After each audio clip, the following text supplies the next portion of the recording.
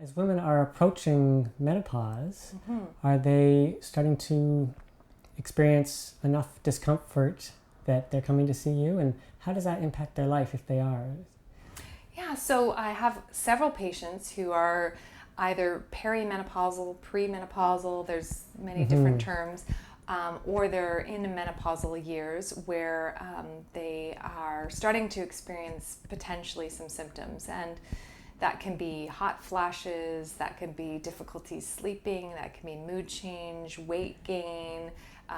There can be a range of symptoms associated with that. So the discomfort can be quite great and debilitating. So what we're always trying to gauge with the patient is, at least I am, is to figure out how intense are the symptoms, so how strong a treatment plan should I create for you. So some patients need very little, and I often turn to herbs. I find herbs work most effectively in adjusting that hormonal change, because essentially it's the reverse of puberty. It's a hormonal change. It's not an illness. It's a transformation time in the body. So we're really just trying to support that as opposed to fixing it or reverting you back to helping you by just giving you hormones. We're trying to help your body adjust to the change in hormones. Ultimately, that's our goal. And so often, some patients will require a little bit of herbal therapy and a bit of nutritional therapy perhaps. The myo-abdominal therapy is also really useful for that, because the uterus itself, when there's a change in hormones, starts to change as well. And one of the concerns is the uterus starts to prolapse or starts to fall downwards with gravity. So we're trying to massage to keep that area uplifted and supported.